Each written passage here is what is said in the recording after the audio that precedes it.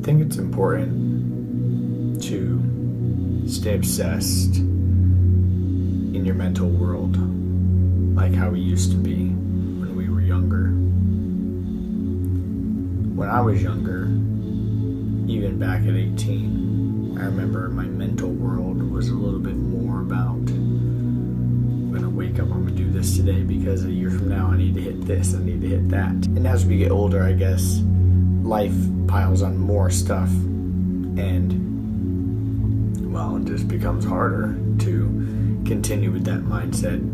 Some would say that holding on to that mindset could show immaturity, right? Like if you're not letting go of your childish dreams or your childish habits that are holding you back from paying your bills and actually doing stuff in the real adult world that has consequences, like helping your family and buying diapers for your child or whatever. Through doing that and maturing by putting down and putting aside the stuff that was in our childhood, we do mature and grow up and learn responsibility, which is putting others before us sometimes when it's necessary, especially with children and our pets. But it goes to show that you're mature when you can put down what you would rather do, like relaxing, or if it's working on your dreams or whatever, to do what needs to be done to provide for your family. That's what,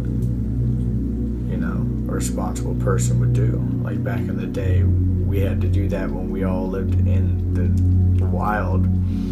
We had to put aside what we wanted to do to go get food, to go replenish the items that was needed to be stocked. We didn't have time to do what we wanted to do. But nowadays, we have so much time to do whatever we want to do. Sometimes we feel entitled that we should have that mindset when that mindset is not something that's given to us. It's something that's important to return back to, though. Once you find yourself in a pocket where you're like, all right, now I can reintroduce those childish things that I set aside, and I can pick them back up and reintroduce them into my life. For me, that's music and content creation and residual income. The lifestyle I dreamed about since I was young, and picking it back up. I put it back down because I had to get realistic for a second and take care of myself as an adult. Pay the fucking bills. Make sure I didn't go broke. I was on the verge. Thin ice, baby. And when you're on thin ice, you don't want to be swimming. So you better get to skating real quick. Get off that thin ice, onto thicker ice, onto land. And right now, currently, I'm reintroducing that some more stuff, but it's important to remember what had worked to get you out of that thin ice as well. You don't want to reintroduce those things and fall back into old habits. You want to reintroduce the things while keeping the same things that got you there involved, and evolve them even further, refine them. Discover what you should keep in those habit loops and what you should put it down and discard. A lot of it comes down to personal choice and preference, but you'll come to find that, at least for me, as I'm getting older, the reset button isn't as attractive of an option anymore. You don't want to hit the reset button and start from scratch. At least not me at 25. I want to start building and build strong foundation in what I currently have, in who I currently have, and build for my 30s and for my 40s starting now. Something in my brain tells me to start building that way as I'm this age. For everyone, it's going to be different. They're going to have different time spans on that. But for me, I'm starting to realize I got to start going that direction. I could have a kid any year now, or it could be 10 to 15 years from now. But I have to act like it's now, and I have to be ready now. You have to discipline yourself certain ways. That means putting down the unhealthy shit. You can still have the unhealthy food, but for me, for example, I replace soda with healthier drinks like 0 calorie or 10 calorie drinks, proven to be healthier products. Same with soap and shampoo. I'm 25 now. I'm not playing around getting that dollar bullshit at the store. There's certain stuff that you do when you're young because you want to save a buck. But when you're older, get the nicer product that's going to take care of your body. Don't get the shitty product. What are you doing? Take care of your body, because your body's going to fall apart if you don't. You can do it when you're 18, 19, 20, but even then, I wouldn't recommend it. If I had to go back, I would change my habits up back then and say, hey, just buy the better product. Stick to one, though. Stick to your brand. Find your brand. Repeat it. Make it a part of who and what you are. That's what I would recommend to myself. Find repetitious things, whether it be your products, things you do and say, think, act, wear, repetition in what you do, because repetition will make everything easier, and you'll find your style and your cadence. Cadence is like, in rap, it means how you're flowing with the beat. So your cadence is like your style, how you're flowing with life.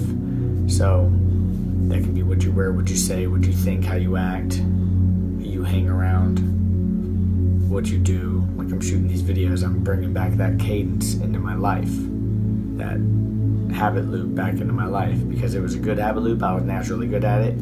I already have strength built up from before from doing it. Bring it back, boom, double down. Same with the music. I've only discovered that music isn't going to be my one and only thing. That's actually, not what's coming out. I have multiple things I have to do, so I have to figure out a way to intertwine everything all together in one and make it make sense. Same with the reselling and the Facebook enrollments, and the Melaleuca enrollments, and finding a way to intertwine them. Because if I'm being honest, if I'm just spitting off the dome honest, money-wise, I would like Melaleuca to make all of my money, most of the money, residually. Like I wake up and I make a lot of money from having people enrolled and buying from Melaleuca, and I'm getting a percentage off of them, because I know that it's helping me help other people use better products, and how I'm making my money makes me feel great. The secondary option to that, and one I think will be more active income than residual, will be the garage sales. Secondary, I would love that, because I love garage selling. Even if I was a multi-billionaire, I'd still love going garage selling. Finding a way to post it and ship it and make it even more fun than what I'm doing now is my goal, so that I can do it more, so that I can make a lot of money, maybe even $1 million a year off of just garage selling as an active income stream. And then I have my customer base I turn into residual income stream through Melaleuca, and I just think that's awesome. Now with music, if I make money off that, cool, but I do it for the creation process of having that song and being like, yup, that's dope, that sounds amazing. And with these talking videos, although I would love to do talking on stages, I could see myself wanting to talk on stage more than perform music on stage, because I could go off on a tangent or answer a specific question to people, but I would have to build up a confidence in myself, which is, I guess, what I'm doing right now. Being able to identify all that stuff kind of goes back to the same point I was making in the video I made yesterday, where it's about looking back and finding the potential in your past and stuff, but also doing that in your present day moment and realizing that there's still being created a memory bank right now. Whatever age you are right now, you can pick and identify what's happening right now, just like you're picking and identifying what happened well and bad a few years ago or 10, 20 years ago, and you can do that currently right now. So by staying obsessed with your mental world, you can constantly identify what your mental world is creating. I would also like to remind that we are the sky, and our thoughts and emotions are the clouds. So our thoughts and emotions feel like they are us, but they're not us. They're just passing by. They're just weather. We are experiencing the weather, the thoughts and emotions. So it's important to remember, identify them, see what the weather's like in your sky. But don't judge yourself for the cloudy days. It's not you. It's part of the human experience.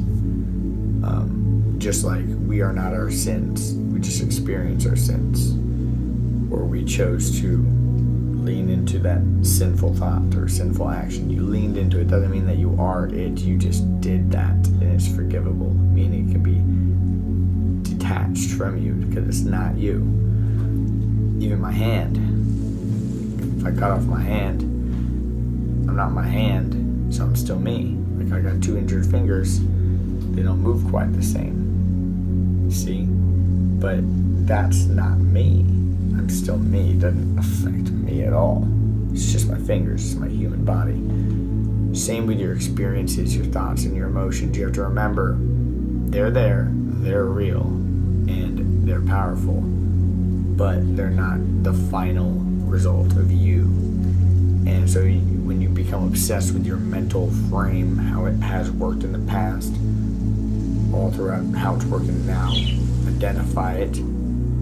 I can't give you a full roadmap on it, but just you know what I'm talking about. Digest and identify how you evolved, how you got here, and ask yourself how, why, and who am I without the weather, without the clouds, just the open sky, and how can I dive deeper into that person who is the true you and fight the weather. What are the thoughts I can hold on to clear the sky away from the weather? Even the positive weather, sometimes you want to be able to clear away, like Gary Vee talks about it. You want to be able to remind yourself that someone that you love near and dear to your heart could die today, and you could get that phone call, and that would change your fucking life. So you kind of have to process that negative emotion to be grateful for that person and that your day is going fine, even if you are stuck in traffic or even if you are having a stressful day at work. Your day's fine because that horrible scenario you just imagined did not happen. That's what Gary Vaynerchuk talks about a lot. And it's kind of like find that thought that will clear the sky of the weather that you're experiencing, whether it's good or bad, you know, because sometimes people are lost in the la la la la.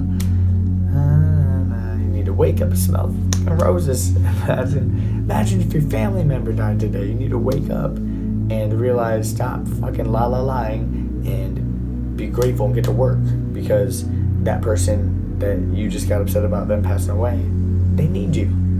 So you need to get to work like they need you. You know, your wife, she needs you. Your kids, they need you. Your damn dog, he needs you. You need to get off your ass and get moving. Talking to myself, talking to all y'all. We need to have the thoughts in our brain that motivate us to do what's best for everyone, for not only ourselves, but for the ripple effect future of everyone that's going to be involved in our life. My recommendation, start with the small stuff. Just introspect from whatever age you think it started, like, finding your purpose, your dreams, wherever that started, into now and what happened. Introspect everything and find that thought that will clear the weather and keep you the clear sky. And remember that the clouds and the rain and all the different weather passing through is normal. It's part of the human experience, and we should be grateful for those experiences. So, because one day they're not going to be here, and one day you're going to die, I'm going to die, we're all going to be dead, and this life will be no more. So instead of complaining about it, because sometimes it does suck, let's be grateful that we're here in the first place. You know, cheers to that, if I may say so myself.